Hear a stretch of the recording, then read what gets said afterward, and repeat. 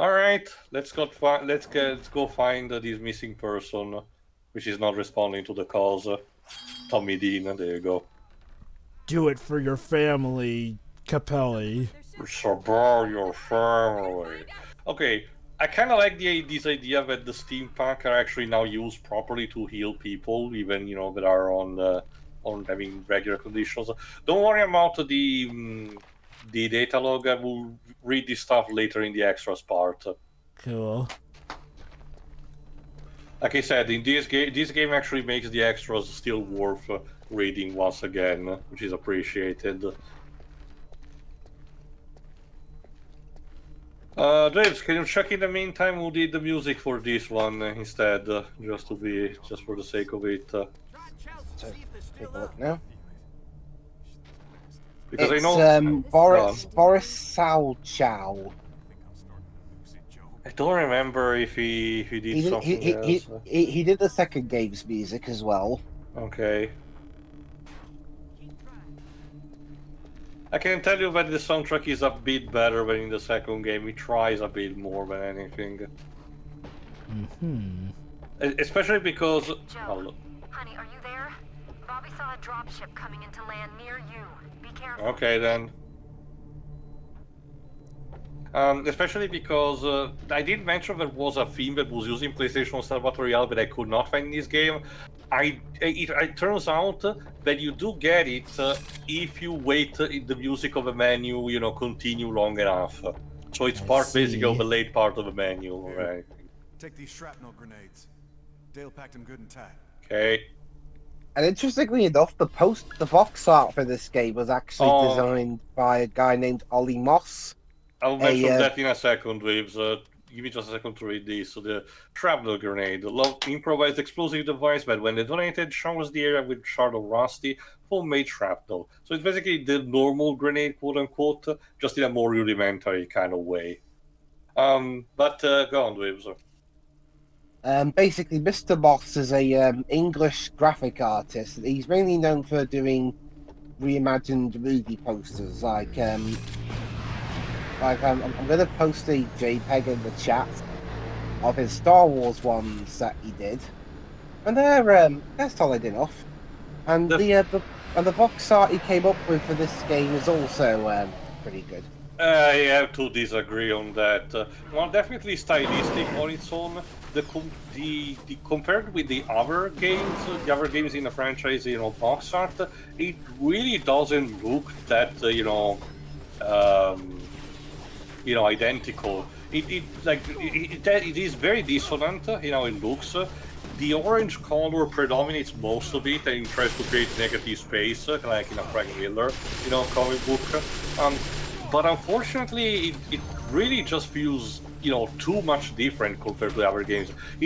When it comes to having the theme of resistance, this game's box art makes it more look like it would fit for Killzone, something like as in the resistance is part of a group that's oppressed by an authoritarian government instead of, an alien menace that has extirpated most of mankind.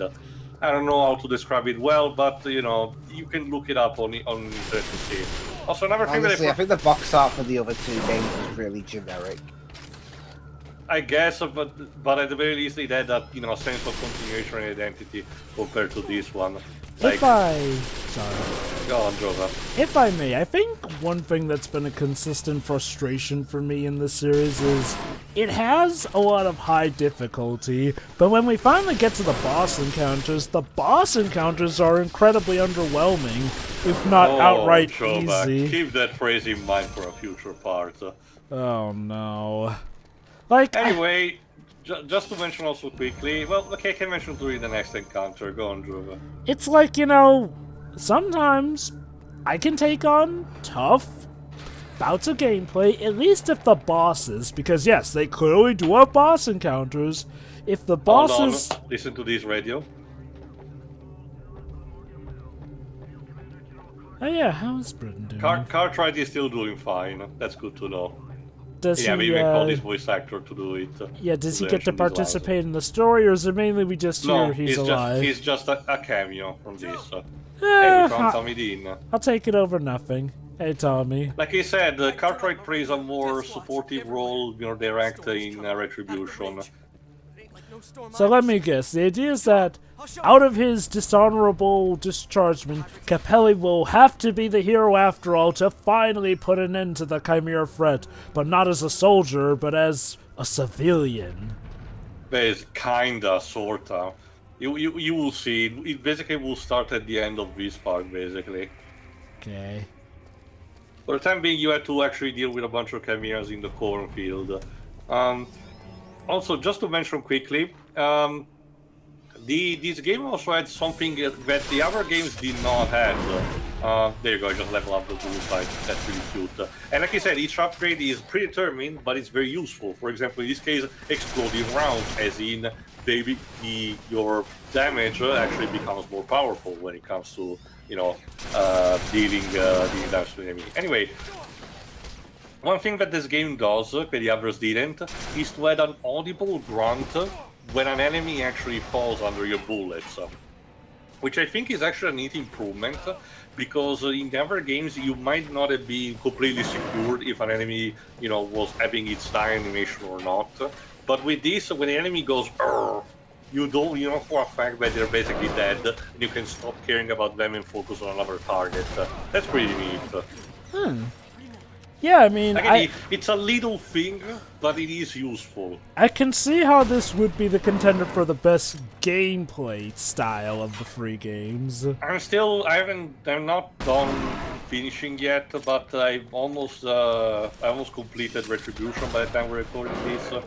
That one is technically fine enough to play, but not as much as this, if I have to be honest. I'm guessing Retribution and Blade... Is Retribution also, like, during the timeline as opposed to being a sequel to this? Yes, it's set between 1 and 2, and tells what was happening in Europe while Hale was doing those fabled 2 years of stuff in America. I wonder if you play as the You'll British be able to girl see. from the first game. No, she's Parker. I actually remember her name, by the way, yes. No, to be fair, Joe, I don't blame you. I did forgot it as well, but I remember it. She's part of the story too, much like with Cartwright, plays a supporting role, but you don't play as her. You'll see. Okay. I guess it's hard for me to really pick a discernible mascot character. I guess that would still be Hale, but... Hold on. I'm crazy. Here's the problem. The Chimeras are now back to their original plan of terraforming the planet, just a tad more aggressively. It's a terraformer. Now they employ basically sky machines, which do reverse sky beams, in order to create a freezing environment for the sake of making the Chimeras, live without the cooling system. Which unfortunately is very bad for humans. What was it with this decade of this fascination with sky beams? This is in reverse waves, don't you know? This is actually It's a more. sky beams, It's yeah. actually more similar to the terraforming machine from Man of Steel, which again, 2 years after this, so odd. Don't worry, nameless NPC, you won't die on me. So yeah, the Chimeras are invading again. Of course, Paralyze lost, and now we have to repel them again. How are the military not already on top of that, given that they're supposed to Jova, be... I already told you. The intro already told you basically. It's being. Oh, by the way, you enjoy the Goliath in this game because you don't get to fight them. The situation is so desperate that you don't really get to have a kick-ass boss fight against one of them. That's a shame. Which is kind of a shame. But I do get what they were trying to do, the fact that the war has escalated to the point that these kind of small you don't have anymore, the kind of equipment and stuff that you will need to do it, but it's still a bit of a shame, admittedly. I feel like there should at least be one sequence where you do get to take it down if this is the game where we finally put a stop to the Chimera. But, like I said, Jordan, 4 years have been passed, and the human population has almost become completely extinct by this point. Military, there's barely, even not any military at all at this point, Jordan. Huh. They really are that desperate. So it makes the whole dishonorable discharge thing feel even more pointless. Arbitrary, yes. Yeah. Like, again, I can't help but feel like the story writers did this just to knock Capelli down a peg. Oh, great! They didn't start. They didn't, waited to actually start spamming the ogre enemies. Well, Boy, it is a damn. neat introduction, admittedly. So they made these phasing ammunition bits that can phase through walls, but will still pulverize you. Well, they've been a thing since the first game, Jova. It's weird because the guy reacts with such shock when it does that. Because the apparently ogre troops were not been spotted until this point. I'll just say that the town here in Oklahoma was not particularly used to being invaded this massively. It's more of a thing of wait until they pass on, and stay quiet until then. You'd think Capelli would have at least told them about some of this stuff. Like he said, for some reason he doesn't even talk in the actual levels when he really should. I can tell you it's not even another bug because the subs don't register. Anyway, I'm happy to report, third time's the charm. The ogre finally gets some use. Chimera rifle capable of shooting high-energy bolts that burn through solid objects and increasing powers in by doing so. Effective medium range, ideal for attacking enemies hiding behind cover. L1 looks through the ogre scope to highlight enemies nearby, including those in cover. R1 fires powerful energy bolts that burn through solid objects to strike enemies in cover. Shots that burn through covers increasing power, and R2 deploys an energy shield that blocks all enemies except ogre rifle ammunitions. By taking aim, finally, you get a proper, decent way of actually X-ray highlighting both enemies and allies. Like I said, the third time is the charm, and finally this weapon actually gets some use. Nice. And like I said, it also gets better, with the more use you have for it.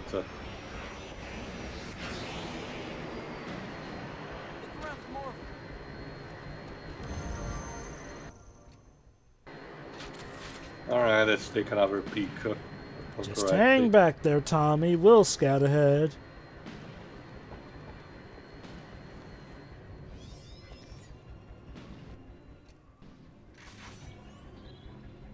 The auger scope's got limited range. Yeah, basically that's also the game telling you that, you cannot rely too much. You have to still get closer because to compensate this effectiveness, the ogre has a limited select range of ammos and a limited, range.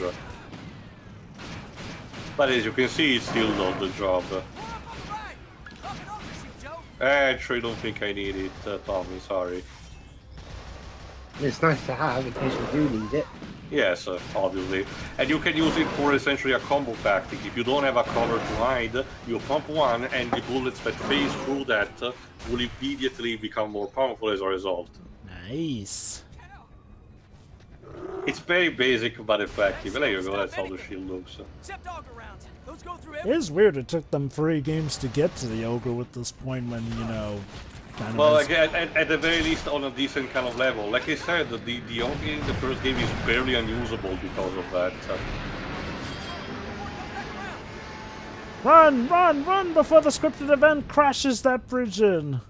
No, I can tell you that compared to the other games, the scripted sequences are a bit better, actually. It's a case where they happen in a case where potentially you're on rail on your own, so it makes sense, or the environments allow you to potentially even fuck up. Interesting. So I think, okay, first impressions gameplay-wise, pretty good. First impressions story-wise, not so great. They did mention that they did decide to take 3 years instead of 2 to develop this game, probably to refine these. Yeah, I definitely feel the refinement anyway, in the gameplay. The hedgehog grenade, a Chimera anti-personal grenade, where it lands the hedgehog because of mine trap, staying in the ground until it's triggered by a nearby enemy. So it's a bit different than the previous games. Instead of detonating immediately, it can function as, a trap that you can place and, bait the enemies into. I know I should be sad, but I ain't. Just angry. Okay then. Let's get back to town. You still need to have, for example, stuff like NPCs opening the doors, so there is that. I kind of was reminded of Homefront with that, but at the very least it didn't took its time. Let me use this time actually to check instead about the writer of this, because like I said, TJ Fixman is gone from this, but I don't remember who the writer exactly was, so let me see.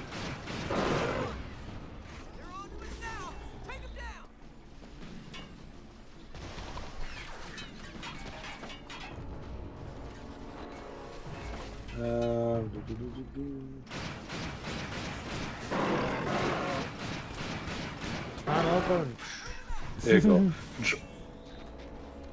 John Paquette. Let me see what else he did.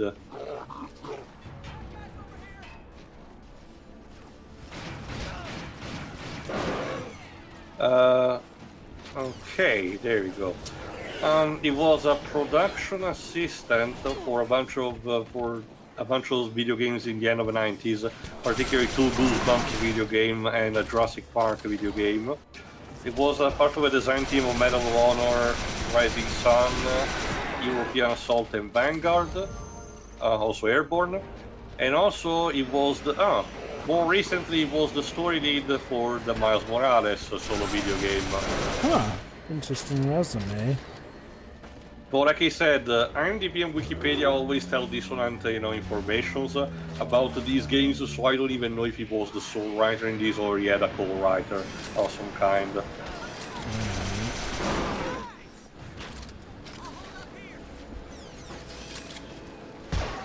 Anyway, this is basically your first chance to actually have a more proper shootout to win now the tool. But like I said, the game had an interesting way to show you the tutorial. It first let you try the bullseye and the magnum on a safe environment, then just the bullseye and to an extent the magnum on with a small selection of enemies, and now that it gives you the auger, it starts actually to ramp things up.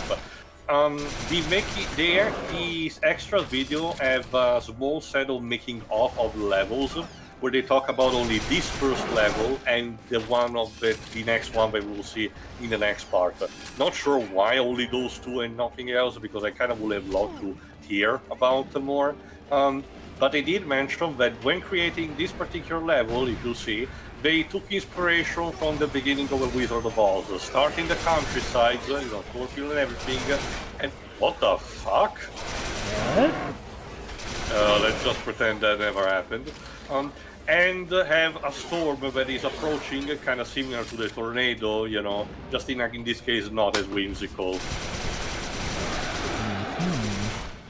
Also, you may have noticed the location-based damage returns on the coolant system of the Chimera Grunts, the hybrids, and in this case it's more prevalent because your shot can literally detach it from their backs. Nothing to see here, gents. He's fine. He's fine. The PS3 port. Let's get back to town.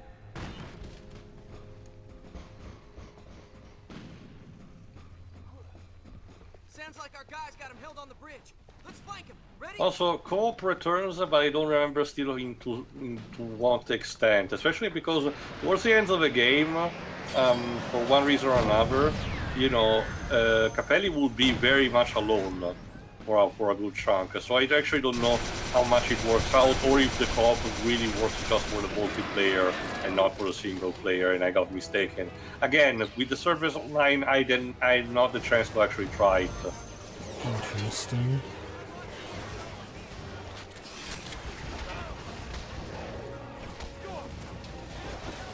There you go. Yeah, that being said, despite the fact that the game is more lenient, still do try to not get hit that much, because as you can see, standing in the open, kind of like Rambo and getting soaked with bullets is not a good strategy.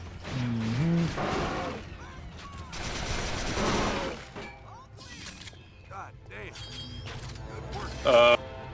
Nothing to see here. Freeze frame! Thanks, Joe.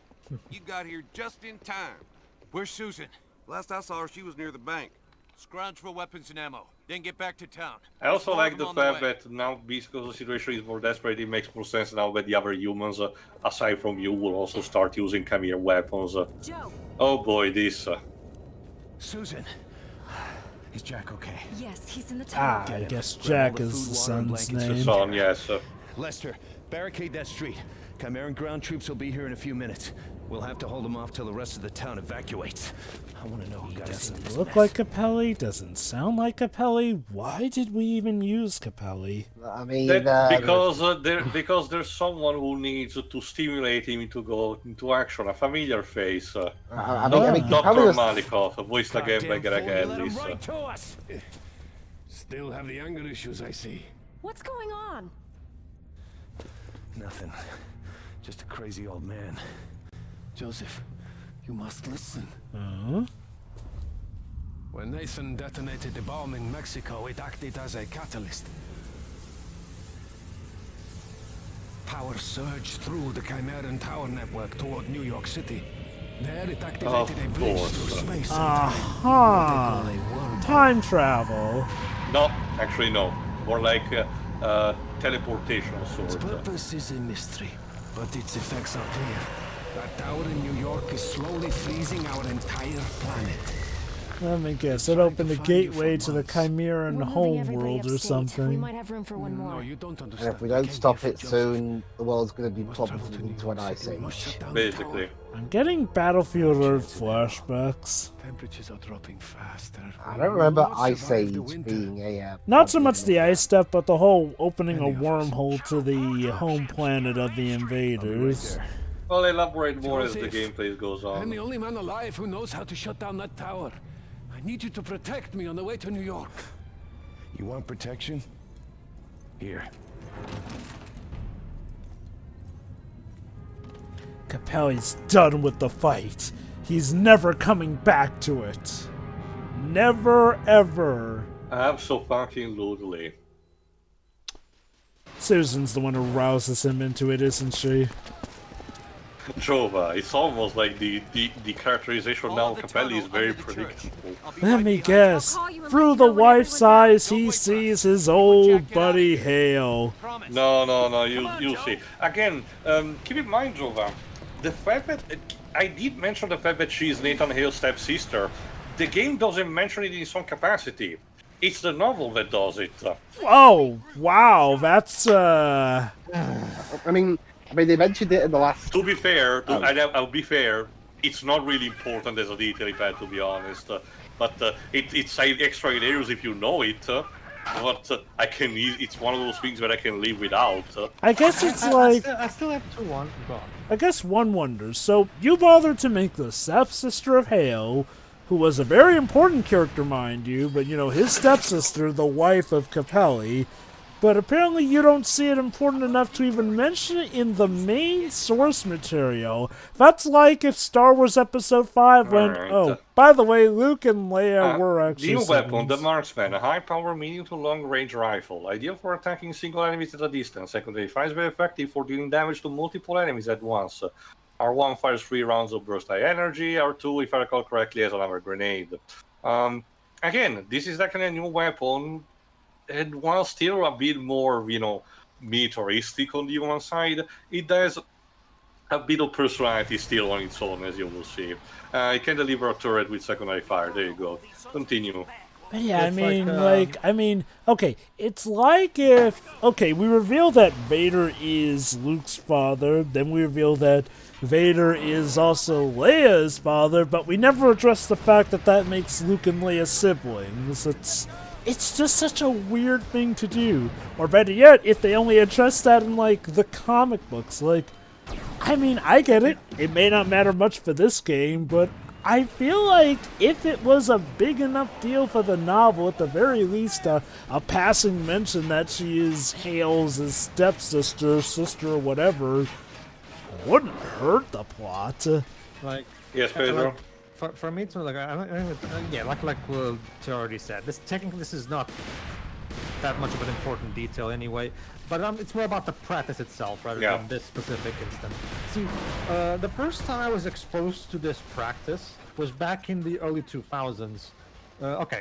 To contextualize this, like one of the big, most baffling stupid scenes for me in Phantom Menace is when Darth Maul turns to the Emperor, is like, "At last we'll get the Jedi. At last we'll have our revenge." And all I could say to myself watching that in the theater was, "Revenge for what? Who are you? You want to maybe elaborate a bit on that?" And people told me on the internet that, "Oh, you have to read the Expanded Universe novels." To which I was like, I didn't have to read novels to understand the original trilogy.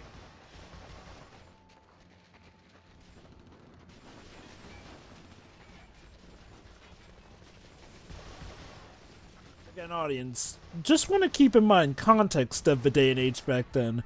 Wikias were not as easy to come by. Like, nowadays, it still sucks when exclusive stuff is told in other media, but these days, Wikias make, you know, finding out that intel a lot easier. It doesn't excuse it, but it's probably why you won't hear as much grumbling about it, save for egregious examples like Bow and Wonderworld, where the entire plot is literally in a novel. Good in God. the novelization. But I don't think it was supposed to actually be intentional, because instead of being a tie-in, it was just supposed to be the novelization of the game, in which they stuck in the plot that was not actually put in the game. Yeah, I think my main frustration with the Hale's sister thing is, like, I care more for her knowing that she is Hale's sister, but that was apparently not the intent of the game, because... I can already spoil you, Jova. She's not really that much of a factor after this initial level. So, like, I mean, yeah, at that point, okay, let's say I don't even know that she's Hale's sister, it's just, oh, she's Hale's new wife, her and role he's... is, yeah, her role is to be Capelli's wife. Right. The end. Yeah. I mean, okay, to be fair, we do see that she can kick ass and, you know, can do all that, but she really is... She has a proactive role, and thank God she doesn't get freed in this initial sequence. I can already, you know, dispel that fear. She doesn't get mercilessly killed. Oh, so God. Thank God for that. Can you imagine if they did the whole Capelli's family were killed and that's why he comes back first into time I played action? They attacked this family. The first time I played this game was like, oh my God, they're gonna kill his family just to motivate into action, but no, thank God no. I still don't like the whole family angle, but at least they don't try to be cheap about it, which I can actually be thankful of that. That's See, the thing nice. is, yeah, but it's not just that. Like so many, I've seen so many instances of that ever since that first time I got exposed to this kind of thing. Like, for example, this is one thing that a lot of people don't realize until I point out to them, because I've had a lot of people be surprised when I generally point out to them. Okay, we all know what the Sith are, right? Because of cultural osmosis of what the Sith are, because the Sith at this point are so... You already asked this question and I already told you the answer in another commentary. During the meeting at Coruscant, Qui-Gon exposes his, you know, his concerns during his fight against Maul at the Council, and he specifically mentions it is my belief that he was a utilizer of the dark side, a Sith. Response from the guy with the giant forehead, but that's impossible. The Sith have been extinct for thousands of years, well, which yeah, also serves to explain partially the whole revenge thing. But Yeah. see, here's the thing about that too. A utilizer of the dark side, a Sith. Okay, so does that mean that the Sith are only people that are into the dark side? But if that's the case, how come they say that the Sith have been extinct? Because when you say that the Sith are extinct, it implies that it's a race, you know, or some kind of species. Well, to be fair, the implication is kind of blatant in the sense that there's not... hold on. Have like an go on. Like So the are the idea- Jedi a species then when they became extinct? And dibs. Let me explain.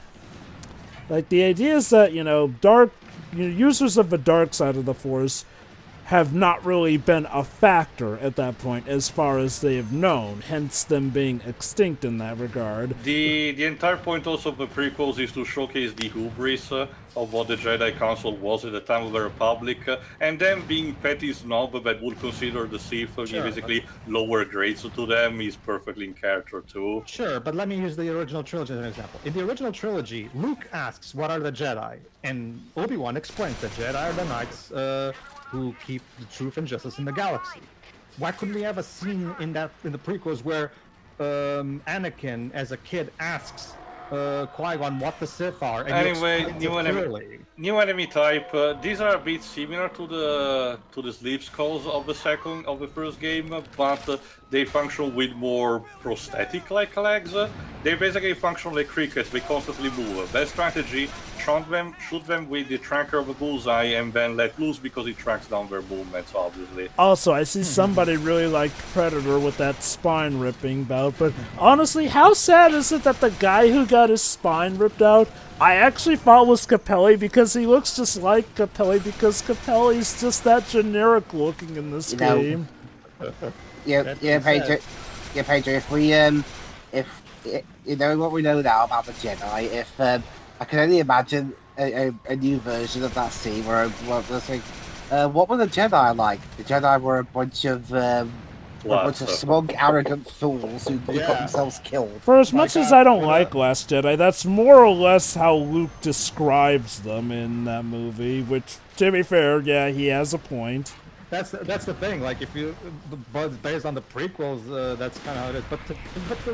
But beside that point, like the biggest egregious piece of media for me when that is, without a doubt, the Final Fantasy XIV trilogy. Oh yeah. To this day, is still by far the biggest offender, because remember, like we've talked about before, in the original 13, in order to get proper context for all the main characters, you have to listen to this Japan exclusive audio novel thingy, right? There's also the Japanese exclusive novel that explains why Snow is all of a sudden a Lassie again in 13.2.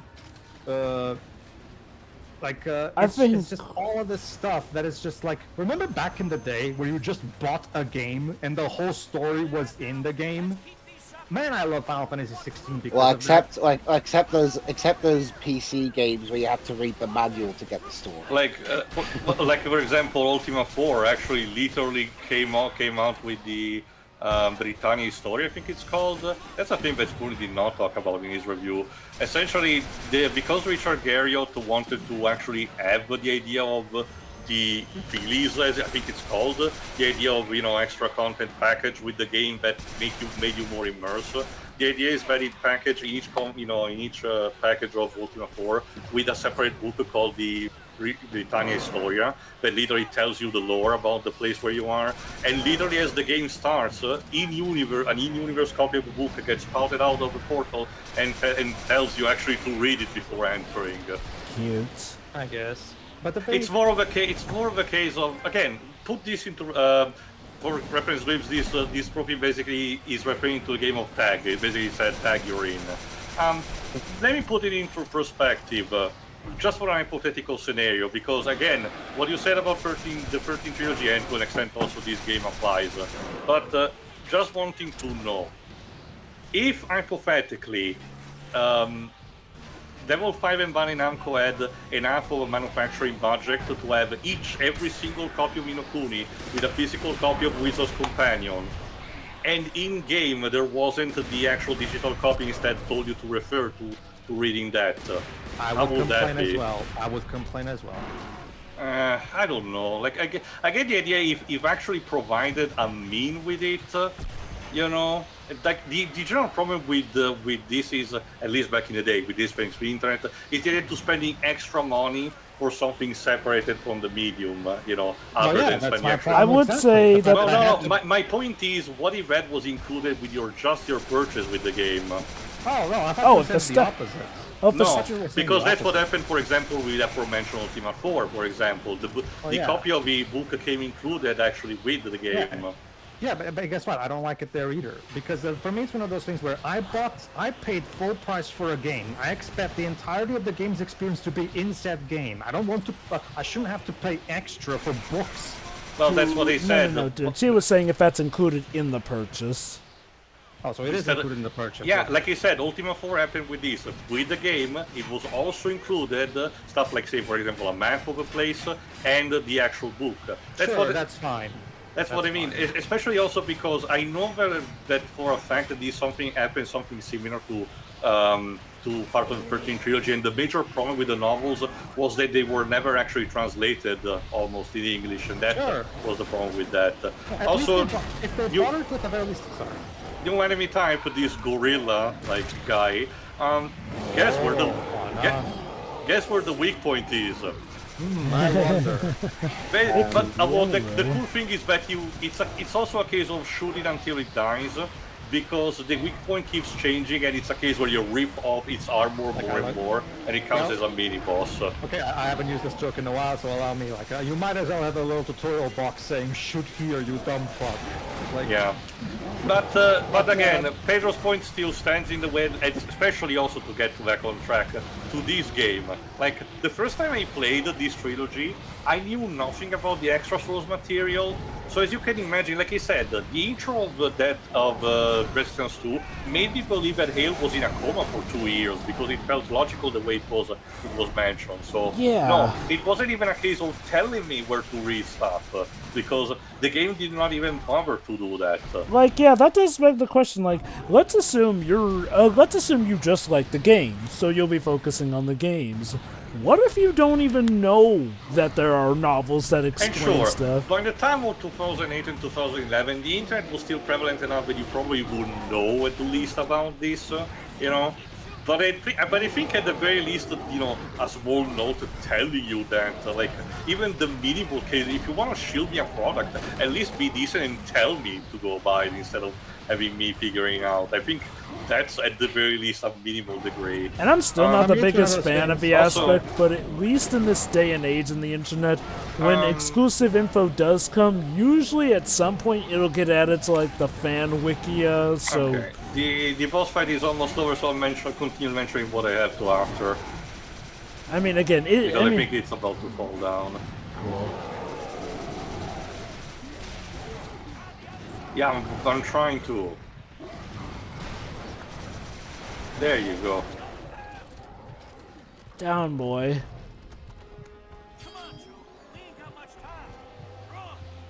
I'm trying to.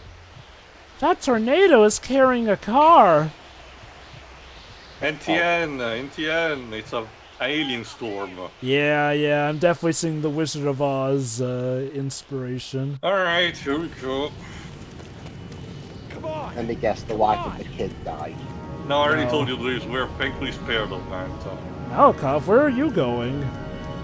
He's still going through his mission, remember, he's the one that knows how to sabotage the New York Tower. Yeah, but shouldn't he wait until the weather dies down? We gotta get out of here. I am tired of watching my son die. yeah, she's really We gotta go. Maybe this is what Maria would have looked like older. What are you saying? If there's a chance, if there is any chance at all to give Jack a better life. Yeah, but if I go, I might never... Don't make me choose, Joe. Don't do that to me. That's kind of manipulative, but sure, let's do it, why not? Again, why Capelli's Oh, okay, I get it. He's the player character, but... Also, because we need recognizable characters from previous. Oh, give this shitty. This is gonna be the glove! memento. Yeah, to remember Rolly's son, because he's gonna be separated from them because of his journey. God damn it. And I get it, Malikov may have time of the essence, but wouldn't it be wise to wait until the storm has died down before heading off into the danger, my dude? This is still technically a good enough imagery, I guess, but, you know, like I said, it's kind of wasted. Again, was it that hard to have, you know, Capelli just be motivated by the sake of wanting to save the human race?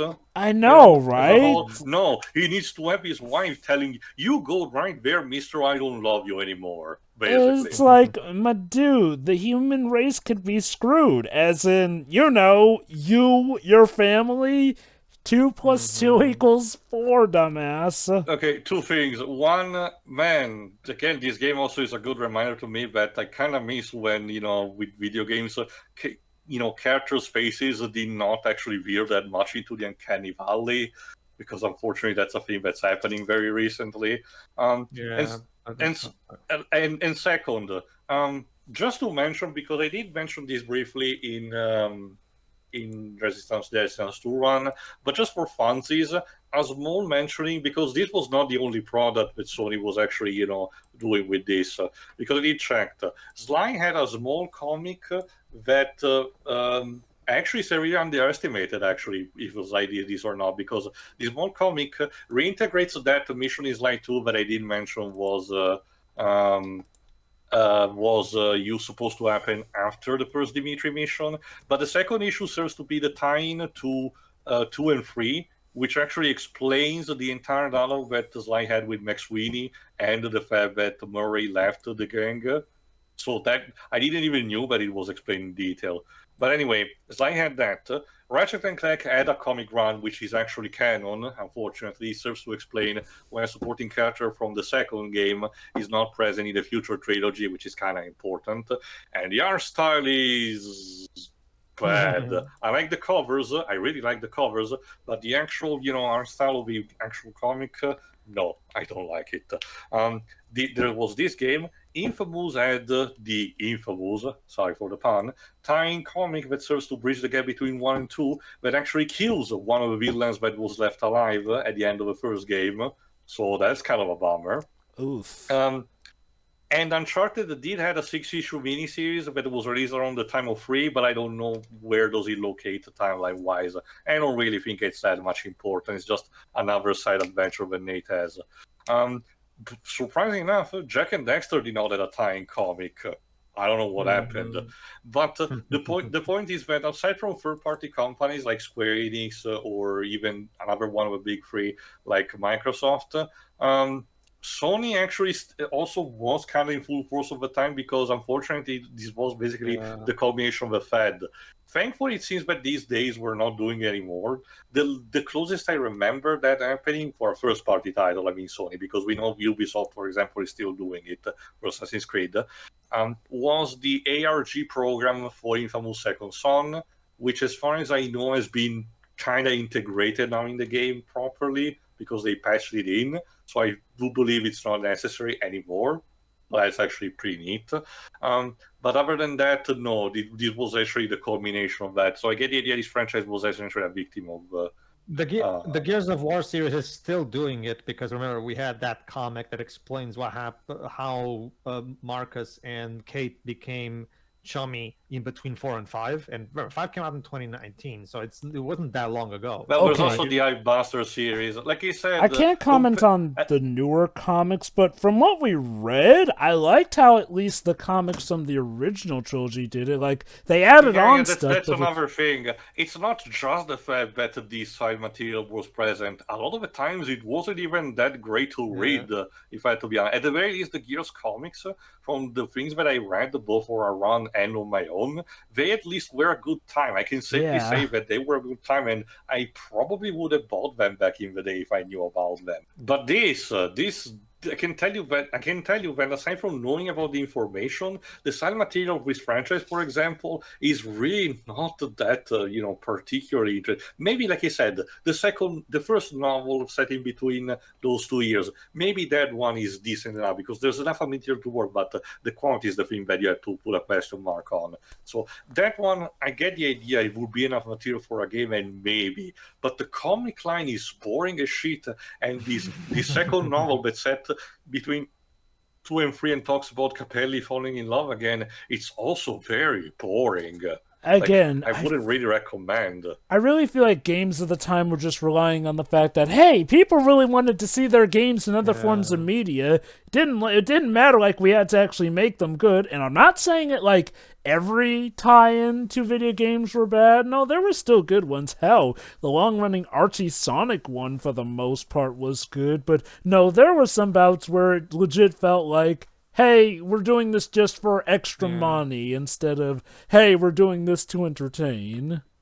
I also, like for example, to give you an idea, like Final Fantasy 16 is the first mainline Final Fantasy game since 12 to not have this kind of, like, for as much as I like 15, and I still really like 15 is probably the worst offender regarding that when you because you have to go out of your way to watch a movie, watch an anime, and the DLCs. You have to buy all the DLCs to see all, even like for example, there's a particular the backstory of Prompto, one of the main characters. You only really get proper elaboration of it if you buy the Prompto DLC, which made the original vanilla release a bit iffy, right? Don't get me wrong, I still enjoyed the vanilla release, but yeah, like the you really have to go out of your way to get all the fucking stuff that was made for 15 to get a proper satisfactory full experience. And Like, look, the fact that it got to a point where 15 was to a point where just wait for the complete edition. The Royal Edition got a little crazy. Oh, not even that, Pedro. Remember, we were supposed to actually get the entire new ending, which, to be fair, we did still got a conclusion in the form of a novel. I know, bear with it, but it was mostly because the team was relocated to Forspoken. Well, good to know that paid off. Like hell. For me personally, in recent Sonic games, I'm also starting to get a bit miffed about some stuff. Like the only way to know how Knuckles ends up in the Starfall Islands is by watching a YouTube short that is not in the game. Admittedly, that's to be fair about the YouTube short. That's completely free and easy to get. Like, so I feel like at least that's accessible. Now, I would have rather that be included in the game, but it's kind of... Which lets me to conclude about this whole thing, just for the part. I get the idea companies are not doing that as much as they did anymore because they know that people these days can easily pirate stuff. So maybe it's because of that. Which, okay, I'll let you in on this. I mean, Ubisoft did not get the memo, but who cares? It's still freebie. And you know what? If I can give Capcom one credit, when we got Greatest Attorney, The Chronicles, they not only included every bout of advertising material in the extras, but they even translated all that stuff. Like, that's a job usually YouTubers had to do, but I'll give them credit. They included everything in the extras there. Anyway, tune in for the next part where Capelli starts properly his journey by reaching Malikov and we take a boat on the Mississippi River. So see you for that. See ya.